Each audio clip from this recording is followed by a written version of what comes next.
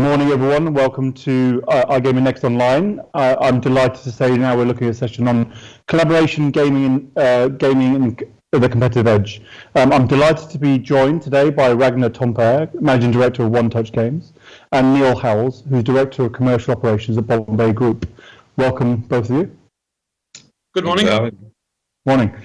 So, look, the pandemic has caused a lot of unfortunate industries to collapse. The iGaming industry is one of those industries that seems to have fared quite well out of it.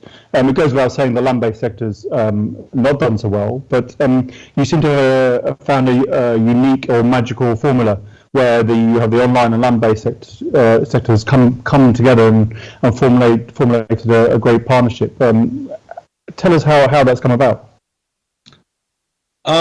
In terms of the actual the land-based operation that we're currently building, etc., that was a concept from mutual friend Tim going back actually pre-pandemic times, etc. We have obviously the property we chose, etc., is currently under development, etc. But the concept overall is to provide this space, this entertainment space where those players that are predominantly based in the online environment, we can move them into a facility which we can entertain our customers. Our partners are able to entertain their VIP customers as well, and this is very, very high end. This is sort of like the whales of the industry.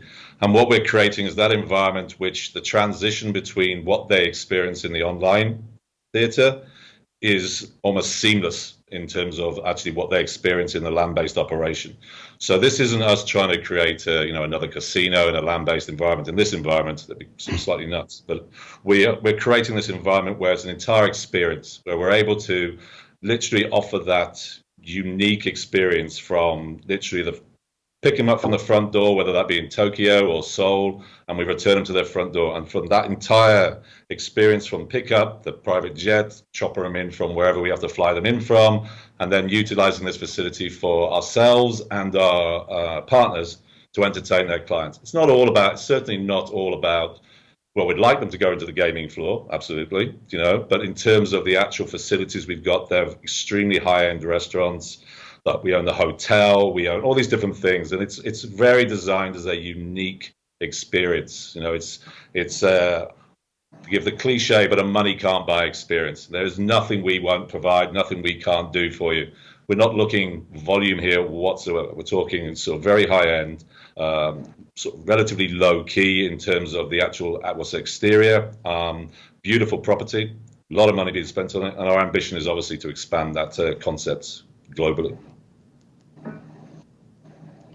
And obviously from OneTouch side of things, as Neil mentioned, YOLO Investment is the principal investor in both of the companies.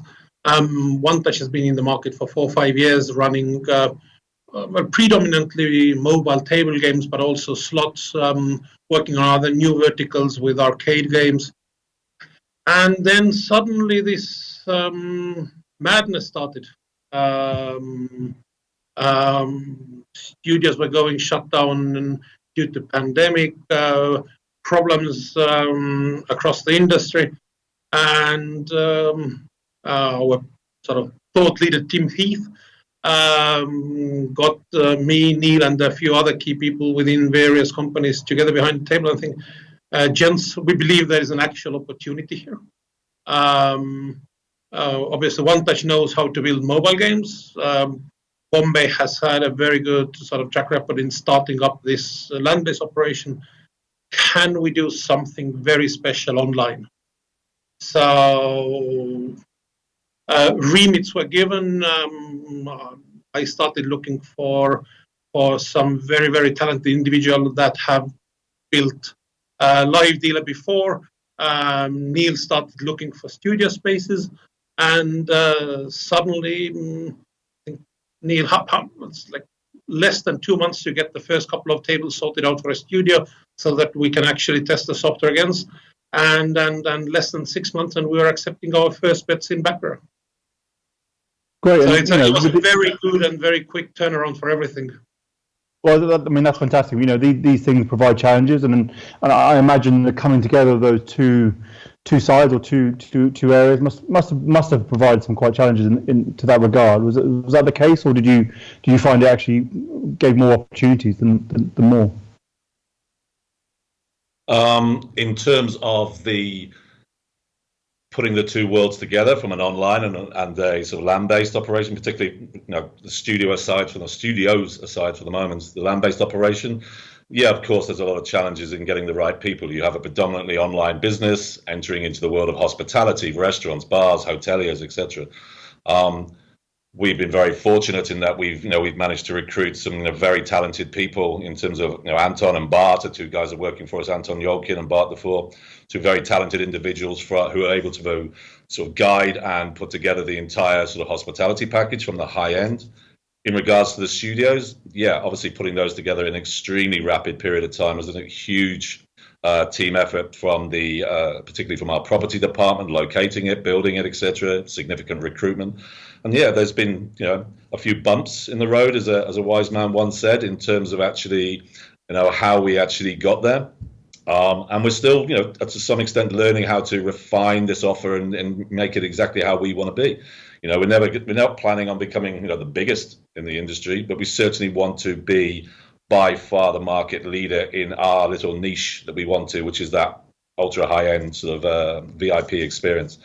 Excuse me. So yeah, a lot of challenges recruiting the right people and being in the right environment at the time.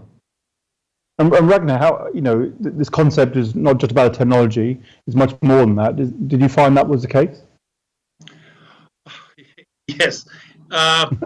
Even though I'd like to come back for a second to technology, because there's also a fair chunk of technology that you need to put together if you haven't done it before. Working from the studio environment, the camera syncs, the video streams, you need to distribute the video to all parts of the world. How you achieve that efficiently, and we, being lucky that we actually managed to get a few key people that have done it before as well was very important to us. That we didn't have to actually start from very scratch, but obviously from my side as well, getting Tago and Maxim who have done it before, absolutely paramount for getting it over the line in such a short space in time.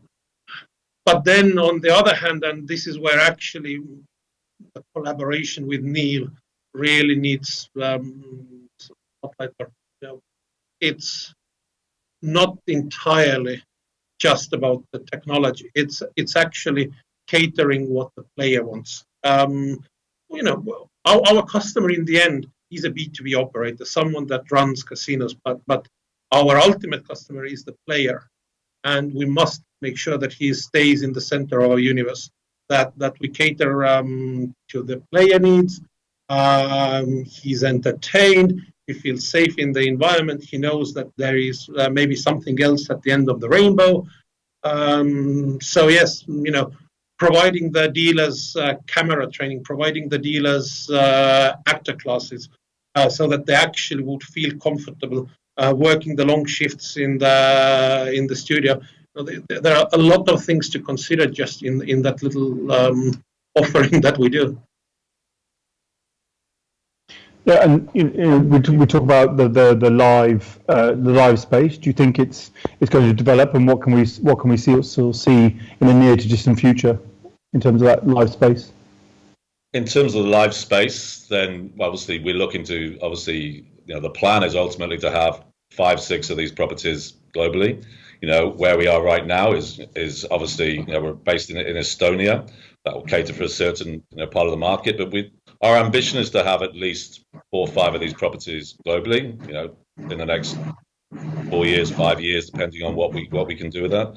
I suppose how will we judge success? So they all say imitation is the best form of flattery, and if other operators move into this, like I said, this is not all about just opening a casino so people can come and play. It's about the whole experience, and yeah, we want to see this grow, and we have a very talented, energetic, sometimes hectic team when work pulled together. So onwards and upwards, as they say. Ragnar? And from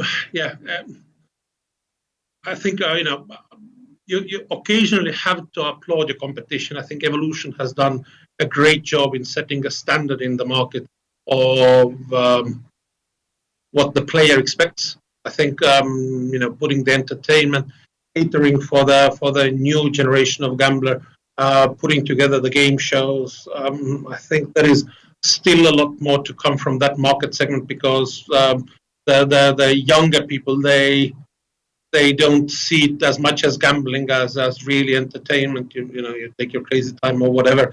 They are amazing concepts, and definitely I can see a few companies trying a few other of those things, and we have a few little ideas in our mind.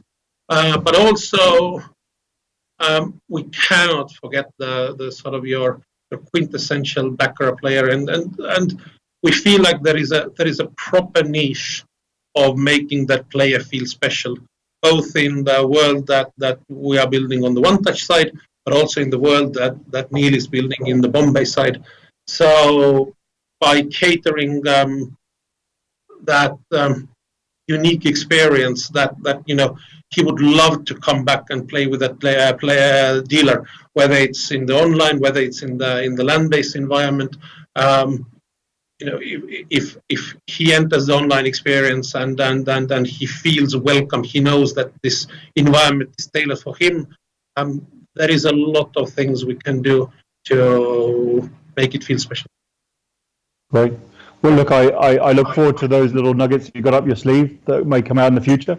But listen, that was very very insightful. So thank you very much, Ragnar and Neil, and wish you all the best. Thank you.